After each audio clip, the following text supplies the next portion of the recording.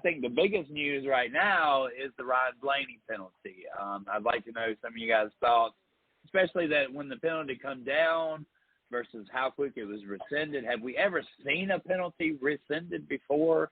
If anybody caught Dave Moody on Monday, he was really quick to start throwing people under the bus after saying that there was no performance issue along with the shock being shorter, but then went on to say that teams that were behind the ball were going to push whatever it took to get in, which told me that everything he said in the beginning was just BS, because if they're pushing the limits, then they're going to push limits in areas where they can get a performance enhancer out of it, right? They're not going to push the issue if it's not going to help performance, right? So that's kind of where we are, and I want to know you guys' thoughts on what transpired here. Ryan Blaney was disqualified, and then NASCAR come in later and rescinded the disqualification and claimed that it was a problem in the template. We'll start with you, Taz Taylor. What are your thoughts on how that process happened, and what do you think? It's your opinion. I want to hear it. Well, I am giving NASCAR some props because they came out and said that because as quickly as the penalty was handed, it was just about as quickly rescinded. And they did admit where the problem was in terms of where NASCAR went wrong. And I'm glad they didn't, hide behind the 8 ball with a lot of the penalties that have been handed out this year. But in my opinion, I feel like if you are going to post-race tech these cars right after the race, you should have everything good to go. Meaning it doesn't matter if it's a little a measuring device. I don't care if it's a little scanner that checks things over. But it's just that if you need to have all your ducks in a row before you have cars start going through your tech shed. I mean, it's a big deal. I mean, you sit here and have Ryan Blaney, who's got, a legit shot next race to try to gain some points and get himself in the championship 4. Then you disqualify him, and now he was in a basically must-win situation. And yeah, they corrected the problem 24 hours later. But, I mean, I'm sure Ryan Blaney and Penske were sitting there like, oh, crap, we got disqualified. Now we got to go back to the drawing board and figure out how to get ourselves not only in the top 5, but in a must-win situation where we got to be running up front. We don't have a choice at this point because we don't have much room to play with for points. Well, all right. I agree that it was good that NASCAR, came back and said, okay, we were wrong, from the get-go.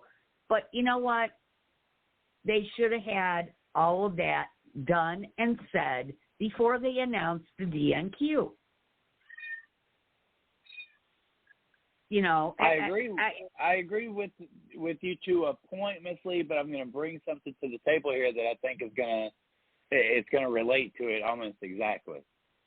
Okay. That would be, is this a type of situation where when you show up to the courtroom and say, hey, was that radar recently calibrated?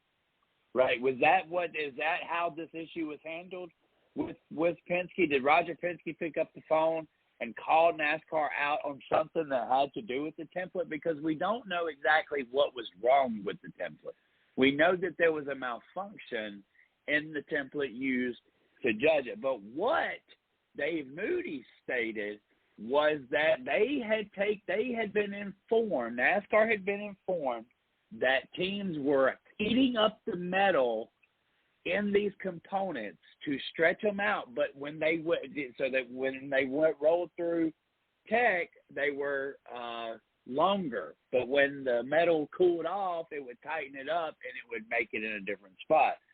So if they knew that much information about the type of malfunction that this shock would have somehow mysteriously become shorter than the rest of them, then obviously there was a reason to check Ryan Blaney's right shock, right? And so what I believe has happened here is somebody called checkmate on the template that was actually used. So it's not saying that Ryan Blaney didn't actually do something. Ryan Blaney's shock wasn't that it probably was something wrong with it. Just the part of being a template not showing up correctly or something to that point, I believe is where NASCAR was forced to rescind it. I mean, does that make do you get what I'm saying? Yeah, that makes sense, but still, NASCAR knows there's very little wiggle room for these guys with these cars. So I think it's on NASCAR that they should have had, like Taz said, they should have had all their ducks in a row. Right. Before my next playoff car. Right. My second question would be to this is did Penske mislead? Did Penske get special treatment? Could Maury Gallagher have called NASCAR and called him out on the same thing that Roger Penske did? Because we've seen a situation with Hendrick where a penalty was rescinded at a time where it was supposed to be. Then we've seen the situation with the wheel set and Brad Keselowski, and that penalty was basically, it went through appeal process. This is the first penalty that I've ever seen NASCAR actually rescind on its own without going through an appeal process. Right. Which tells me that there's something a little bit different about how this was handled. This isn't the typical NASCAR made a mistake here. This is somebody called out and said, wait a minute, that specific device you're using doesn't really work, and here's why. And then that's when NASCAR has to be like, oh. So I don't know if that's the correct theory, but as the information has come out about this certain part and the reason why NASCAR would be looking there in the first place, similar to why NASCAR looked the windshield of Kevin Harvick, which is not just a typical place I think that you would look. And then for Dave Moody to say that these teams are pushing whatever they can, the ones in the back, they have nothing to lose trying to get into the championship. Right. So they are pushing the threads further than anybody. Right. Exactly. So, so in that respect, NASCAR has to kind of widen their net, and maybe they widened it just a little too much this time and overstepped. Or, like you said, did somebody make a phone call? Who knows?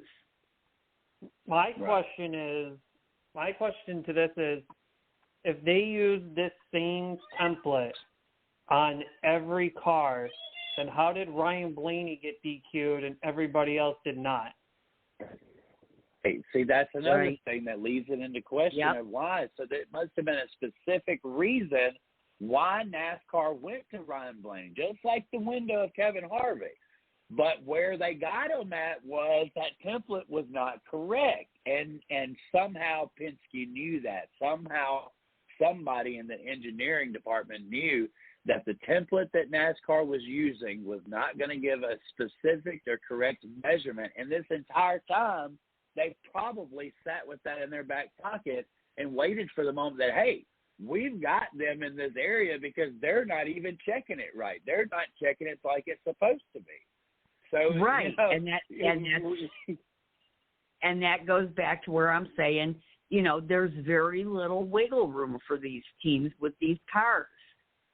And so, they had to have a reason why they went there, right? Somebody must, like you said, somebody on the engineering team saw something, and they took advantage of it. Right. And then when it was called out, it was like an ace of spades in the back pocket. It was like a cheat code. Exactly. Hey, your template doesn't work. Yeah, we'll correct the problem, but your template doesn't work, and we'll prove it to you. And that's where NASCAR said, well, we don't want this to go to appeal because we'll definitely lose it, so we might as well rescind it. And that had to have been a suck in the thumb moment for whoever it was in that damn office that had to tell the leaders of NASCAR that, boys, I think we screwed this one up.